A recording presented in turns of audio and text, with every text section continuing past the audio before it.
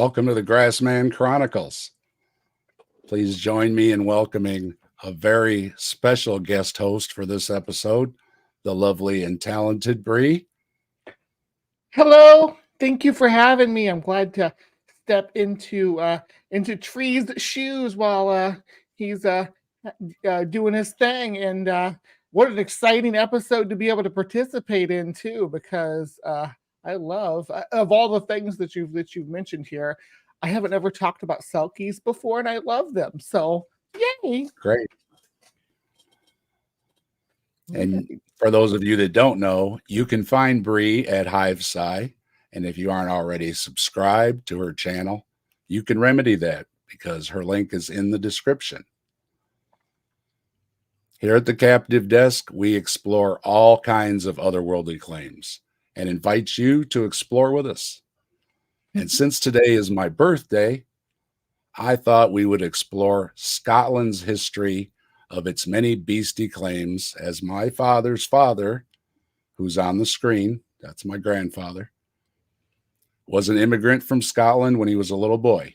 He told the story of waving his little American flag and when he was newly here from the old homeland. So it warms my heart to talk about Scotland too.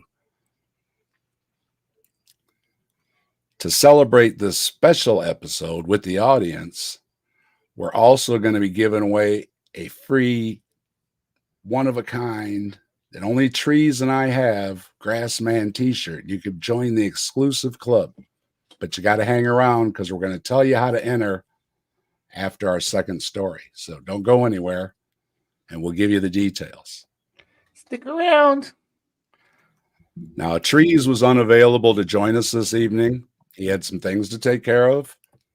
No worries. I just spoke to him, and he should be back with us at the Grassman Chronicles soon.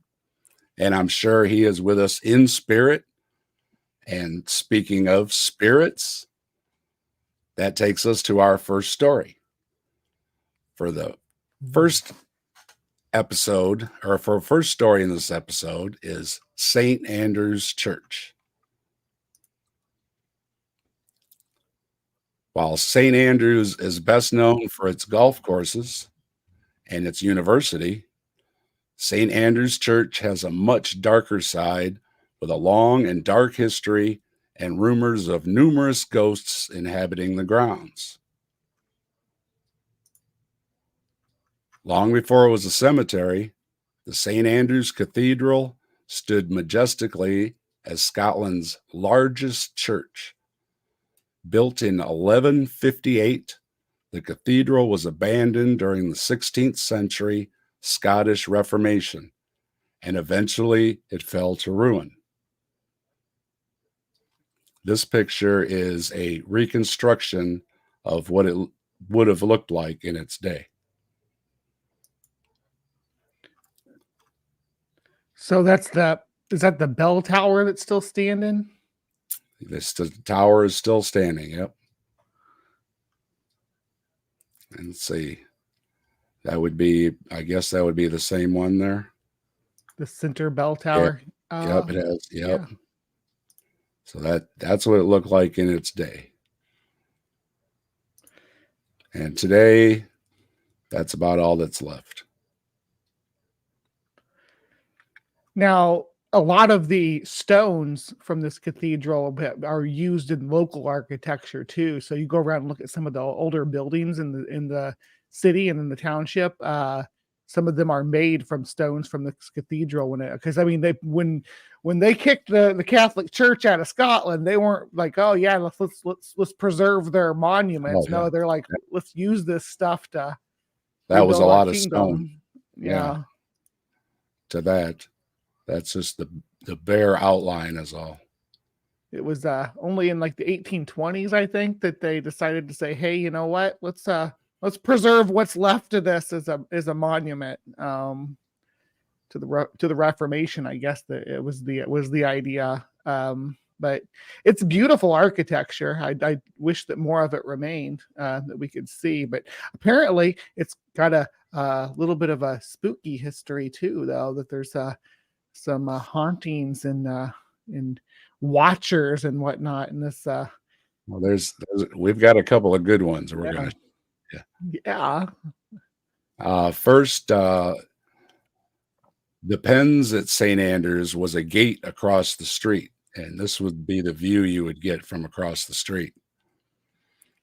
And it was once the main entrance into the monastery, and then you would go into the cathedral area through this arch here. And one of the many sad tales about St. Andrews is that the pilgrims, mostly plague victims, who sought out the cathedral for help, were often turned away and left to die alone in the streets of St. Andrews. As you stroll along Nun's Walk, it's likely you'll feel the sensation of being watched. The veiled nun is believed to be the ghost of a woman who lost the love of her life. No one's sure why, but some say she was rejected and chose to slice up her beautiful face out of anger and heartbreak. After her self-immolation, died of her injuries shortly after becoming a nun and committing herself to God. As she approaches her victims, she removes her black veil, revealing her horribly disfigured face in an attempt to scare them. The unnamed veiled nun is definitely one of the more terrifying of the St. Andrews ghosts. Yeah, sounds like it. But if that's not bad enough, you've got the tale of the white angel statue, and this is the picture here, that keeps a watchful eye over the eastern cemetery. The statue, which sits against a wall atop the hill, is said to fly around in search of victims to strangle the life out of them. Not a very nice statue. I guess That's how rude. that's how it keeps watch of the place, though. So beware at night. I guess you don't want to go there in the evenings, I would say. So it's a sinister angel, which is counterintuitive, but whatever works for defending your boneyards, right?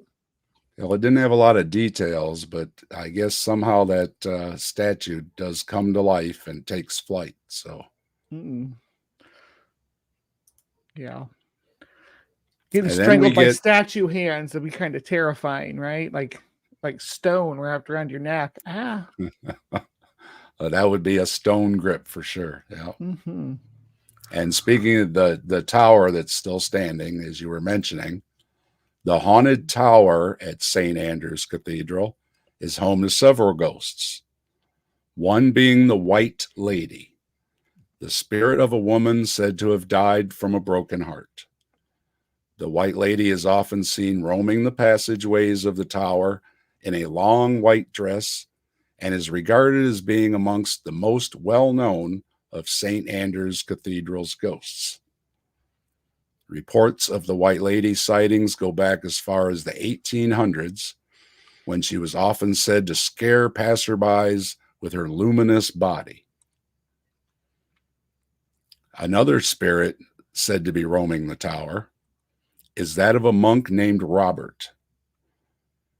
Although regarded as a good guy, he did have to discipline a few of the other monks. One of them, not taking it too well, tossed Robert off the tower to his death.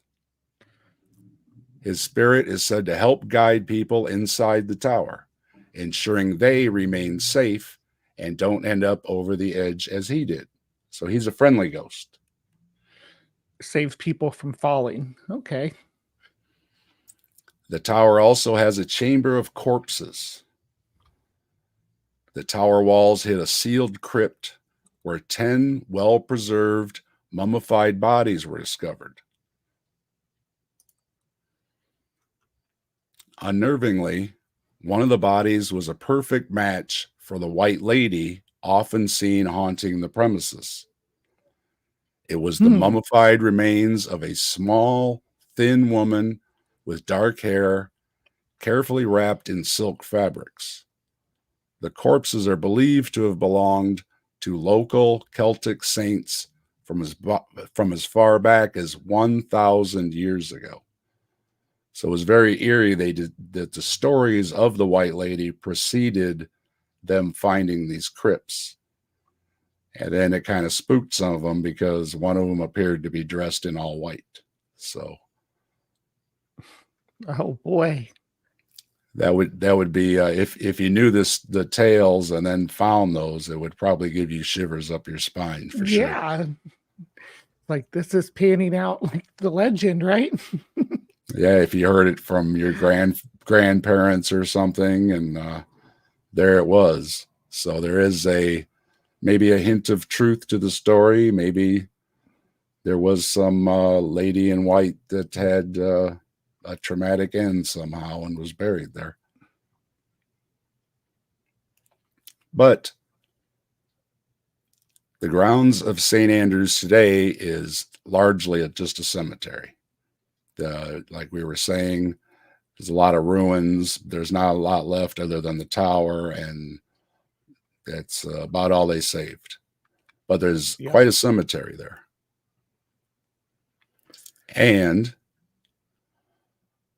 amongst the ruins, if it's not just the ghosts and the history of the area that interests you, but perhaps some golf history as well, with the rich history of golf in Scotland and in the St. Andrews area, you can also find the final resting place for recognizable names in golf history. Names like Auchterlawn, Kirkalody, and Hutchison are scattered amongst the stones and other pillars of St. Andrews, like Sir Hugh Lyon Playfair, who single-handedly transformed the city and was instrumental force in the Royal and Ancient Golf Club. In the shadow of the East Tower, it's difficult to miss the memorial for golf's first true professional, Alan Robertson. From his shop next to the old course, Robertson built a strong business crafting clubs and feathery balls for the gentlemen golfers. When the rubber gutty ball arrived, however, it cost the champion golfer of Scotland both his relationship with his apprentice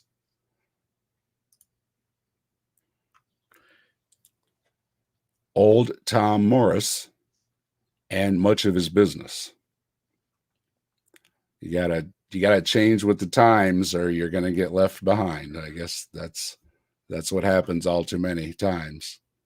I gotta wonder what his balls were made out of, though. They were called feathery, so Feathery balls. Feathery balls. Replaced with gutty balls. One of our golf folks will have to let us know because I'm not sure that. I know they're wrapped in rubber bands inside of them nowadays, and they got a core and then a shell. But he was back in the day where he was making golf clubs and golf balls by hand. So the true origins of the whole golf game and the equipment all from this area. And we get to our next one. Just a few graves to the right of Robertson's lies a small stone in honor of an infant child named David Anderson. Yet there is much more to this marker than meets the eye. Oops. Yeah, we're on the right one. The child's grandfather, Old Anderson, sold snacks and ginger beer, or if desired, something stronger, from a cart on the fourth hole of the old course. This was surely golf's first halfway house, and the fourth hole is named Ginger Beer in his honor. In addition, the child's father, Jamie Anderson, won the Claret Jug 3 times, but his life later took a downward spiral and he died in a local poorhouse, sadly. If you enjoy golf and are visiting St. Andrews area after a visit to the church and castle ruins, perhaps running into a ghost or two, there is the old course, a public golf course anyone is free to play, considered to be the oldest golf course anywhere, provided you schedule in advance. Or perhaps try the castle course down to the south. You can see where everything's positioned here. This is the St. Andrews church we're talking about. The castle is near the water. You've got a lot of other ruins. You've got hundreds of ghost stories in this area. And this is the old course up here. And then there's another golf course down this way. So if you're into golf, this is a great area to be in. So what do you think, Bree? Yeah, Tragedy makes ghosts? Well, I'm going to tell you, I don't believe in ghosts. I'm just going to say it right out in the front. I think that that generally this stuff is developed from folklore, and there are things that'll make you pause. Like, oh, they found a body that was wrapped up in a garment that looks suspiciously like the one reported from this ghost. But the problem with old ghost stories like this is sometimes they're going back hundreds of years, So there's a tradition of this ghost appearing. It reminds me of I covered recently this village in Alaska that had been abandoned, and one of the things was very similar to what this was. It was a wailing woman that would appear up on the cliffside in the moonlight, and people would see her, but it just no one was able to get to the bottom of it and say, hey, is this somebody pulling a prank? Because it could be very easy to do something like that, to pull a prank by going way up there out of the way. You'd have to have some guts to do it in Alaska, but I think in Scotland it might be a little bit easier. But my question about this the cathedral itself is, can you go actually up in that? Surely you can't go up in that tower anymore, right? That's where the friendly ghost is. I doubt it very said much it guided visitors, so I don't know. At one point, I guess visitors could still go in the tower. Yeah. It didn't look structurally sound to ascend to me. Maybe you can just step in and step out without, Yeah. They might have the stairwell blocked off, because it does look a little rickety. It looked like some pieces were missing. I wonder if it had wooden stairs or if it had stone stairs. There are some videos that people were touring it, so I'd have to go back and look. But oh, really? Okay, it didn't look like there was much left. Yeah, there are people giving their little tourism home camera tours of it, so you can, if you want to check it out. Yeah, I saw at least a half a dozen of them. So yeah.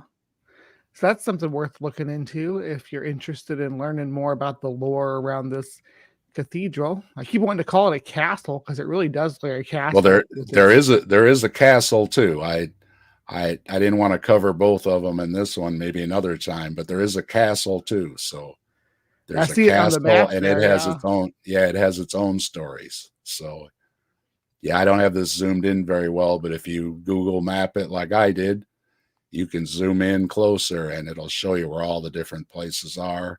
And yeah, it's with all the history of it, there's hundreds of ghost stories in the area. So if ghosts and golf are both your thing, this is definitely the place to be.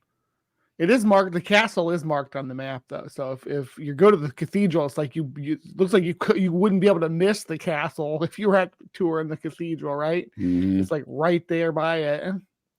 There's an aquarium too, so there's another thing to do. Scotland has a lot of cliffside ghosts and stuff like that. So this is similar to some other white lady ghosts that you hear about on the rocky shores and stuff, which does tie into other ladies that you see on the shores sometimes, right? And the woman in white tradition of ghost lore, where there's a mysterious woman. The widow's peak. Mm-hmm. Yeah, Always hoping her man will come home, and he never does. Mm-hmm. So they got the widow walk on some of these old seaside houses and stuff, where looking for your sailor's ship to come home. Well, yeah, I know we don't particularly believe in ghosts, but do you think ghosts would play golf? I don't see why they wouldn't be able to, depending on their ability to interact with the physical world. They could at least go through the motions of playing golf, like a I replay know, haunting. I know in Ohio they spotted a Grassman on a golf course, so Bigfoot Well, may play golf. So Squatch playing golf. Yeah, that sounds right. That sounds true to me. Like we should embrace that and make it a thing. let the Though, Bigfoots have the golf courses. Would you be better with that, Bree? yes, I would. Because I don't want to throw a fit about it, but yeah, I'm like an anti golf course kind of person. So, but I can appreciate the tradition of the sport finding its origins here. But I'm like, I like leaving big expanses of land like that alone if we can. But yeah, if they could repurpose the golf courses into wildlife habitats for Sasquatch, I'd be totally into that. Let's do that.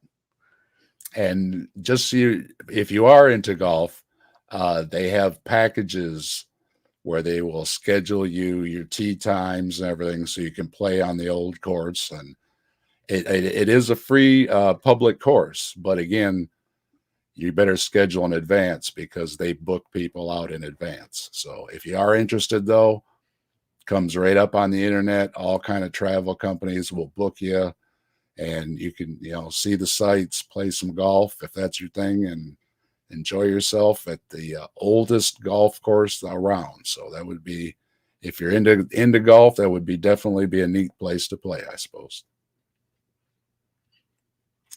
Well, any other comments? I know a lot of the ghost stories seem to be, ladies that had broken hearts. Is it just Yeah.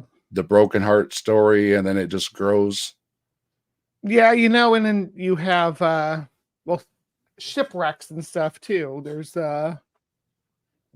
different lore along these stormy coasts where people make their living, going out and harvesting the sea, or some of them even would have sheep grazing on little islands out in the middle of the North Atlantic, because they've had great grazing lands on these little islands. But whatever the case is, this sea up here is like cold and unpredictable, and doesn't it's kind of like what they say about Lake Superior, doesn't give up its dead because the water is so cold, so everything sinks down into the benthic zone. But there's also things that wash up on shore on the Scottish coast that gets into cryptozoology. So there's a few things about Scotland that I would mention that didn't quite make the list. But let's save those for the end. There's always another time. There's always another Mm-hmm. time. We like to pick a couple stories that seem special, but there's always room for more. Like I say, just in this area, we could have done hundreds of stories. So, All right, well then we will move on to our next story. Yep. And let me say hi to everybody in the chat. Appreciate everybody showing up. Dank, Pragmatic, Carrie, Jasper, Aunt Jer. Good to see everybody. Hello, everyone. Thank you for coming. It's always great to see everybody. If I didn't see your name, I would look back, trying to catch everybody. YouTube. How you doing, YouTube? Mike, good to see you. Always a pleasure. And if I missed you, there's Stephanie. Hello, Stephanie. Great to see you. Welcome, everybody. All right, our next story. And if you're just joining us, you want to hang around because after this story, we're going to be having a little game to give away a t-shirt. So everybody stay tuned and hang in there, all right? So next story is the Selkies. And Bree was enlightening me a few things about the Selkies that I didn't even come across, and I appreciate it because I added it into my notes. So we'll get into our next story. Is about the Selkies or the Selkie folk. Shape-shifting, seal-skinned, mermaid-like creatures. Some stories depict the Selkies as cursed by the Christians to forever be at sea because they could be dangerous and vengeful. Although most stories say the Selkies are innocent and kind creatures that help sailors and fishermen gone overboard to be rescued or help them get back to land. And they often enjoy having human partners for marriage. Oh, did I freeze or did you? I think you froze up, Dave. Maybe. Yeah, looking at the YouTube feed, I'm the one still talking. Dave just froze up. I'm gonna talk for a quick moment about the different seals that are located in this area of the world. There's the harp seal, sometimes called the Greenland seal. They're very large. They're black and white, and they would be uh, associated with some of the more northern islands. The other seal that might seem uncommon in the region and look peculiar to them would be the hooded seal or crested seal, and it has a patch on its head where it actually looks like a let me see what do we call it?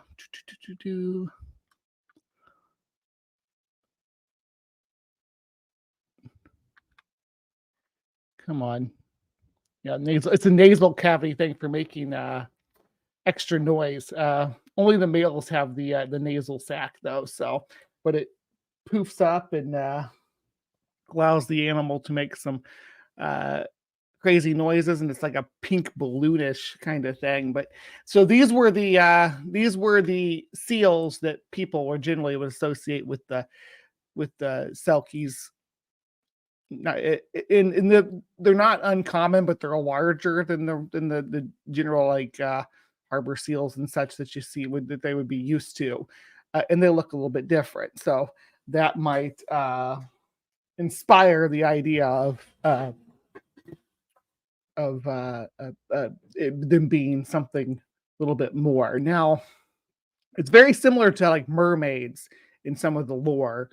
And a lot of the idea is that the Selkie will steal or someone will steal the Selkie's skin, and then she's forced to come and marry, or she's forced to marry them and be the spouse or whatever. A lot of this folklore goes something along those lines, that a young man falls in love with the girl, and every day she has to leave and go back to the sea, and eventually he follows her and finds out where she's hiding her skin and steals her seal skin, which she uses to transform, and she will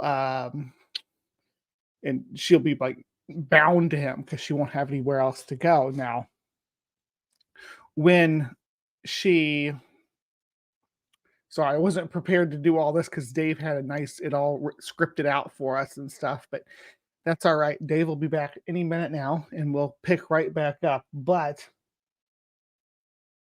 yeah, sounds like the origin story of Aquaman, sort of. But yeah, the fisherman or sailor or whatever that's fallen in love with the seal woman, you know, they stay together for years. They're together for years. They have like multiple children, and then some point in the story, she finds her skin and immediately returns to the sea because that's where she belonged. That's where she was. That's despite whatever life she had built under duress, so it's really not a I mean, it's kind of supposed to be told as like a children's story in some points, but and they mix it up a bit. The Selkie wife's never uh seen again by any of her family though, children, spouse, anybody, once she's free. Yeah. Anyway, that she would do that to her own children though, is sort of a I don't know, like a common thread that runs through folklore about shapeshifters, right? That there's stories about werewolves and stuff that eat their own children and things of those of that nature. But when it comes to the Selkie, they're not so predatory, right? They're more seductive, and what the reasons that they come to shore for vary. Different island groups have different lore wrapped around in this. There's, of course, the Scottish mainland legends off the coast, but different little island chains. The Orkney Islands have their own tales about the Selkie. The Shetland Islands have their own tales about the Selkie.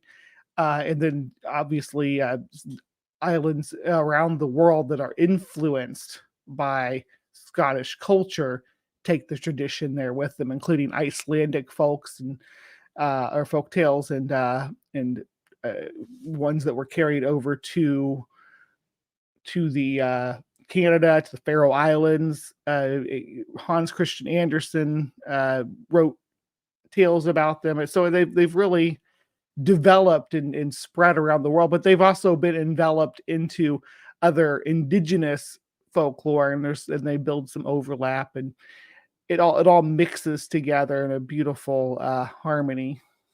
Hope Dave is doing all right and is able to make it back in. Uh, I appreciate everybody for sticking around and listening to me ramble. Let's see here. Here we go. In another such tale recorded by Jan Gusmanson the Learned in 1641, and according to him, these seal folks were sea-dwelling elves called.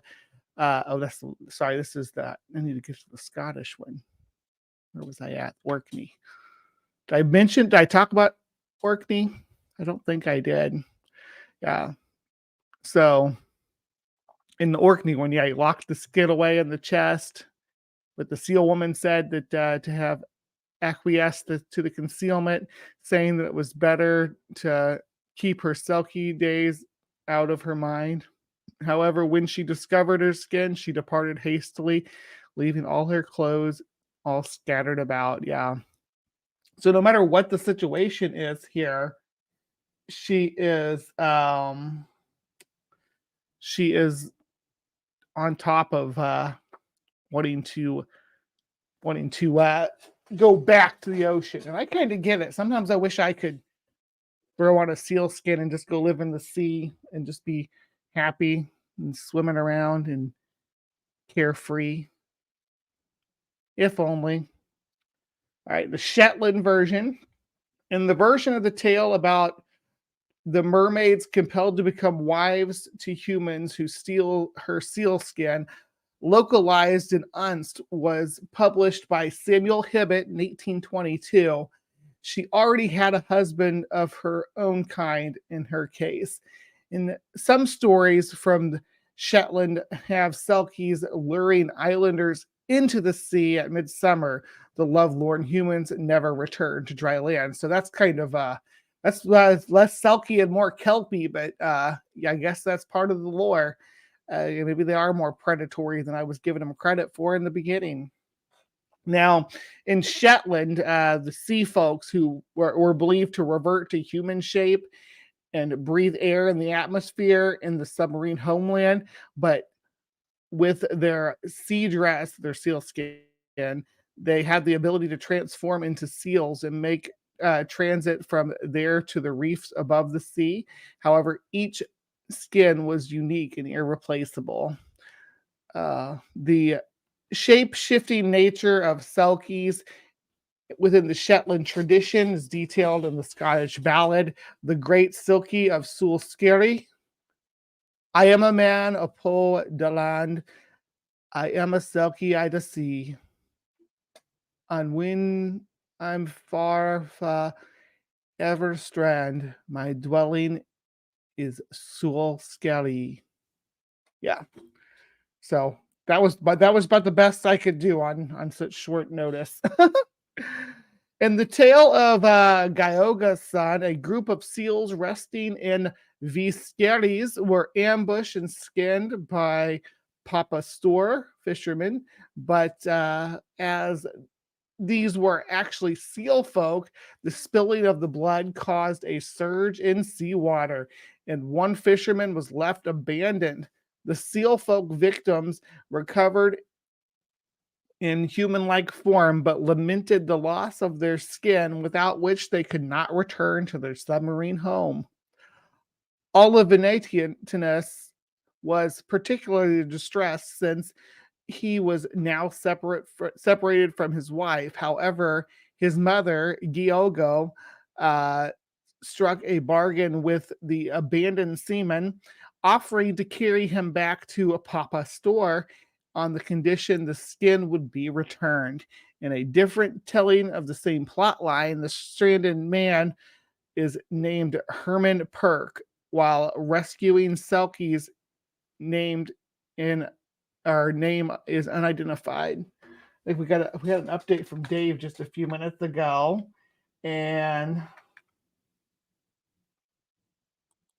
saying his power's out. We'll have to restart later. I don't have any way to end the stream though. I don't have any ability to change anything. I'm kind of stuck in here pulling the cords until you come back. I don't know what to do. So let me know what you want me to do, and I will follow through. But yeah, this stuff obviously the lure followed across the Atlantic as people were were migrating from Scotland to other regions of the world, and a lot of these people were removed for sheep. They were removed to be replaced by sheep, so that's why they ended up being booted out of the regions that they were in and ended up all over the world. But there are a lot of families still to this day that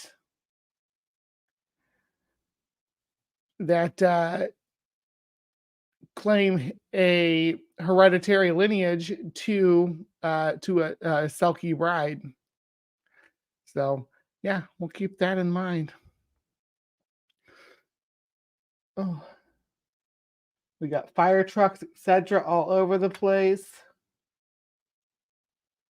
All over. You can call it Bree. I'm down for a bit. I don't know if I can though. I don't know how to end it. I'm not like in charge of the stream. I could just leave. But if I leave, it'll still leave the stream going, I think.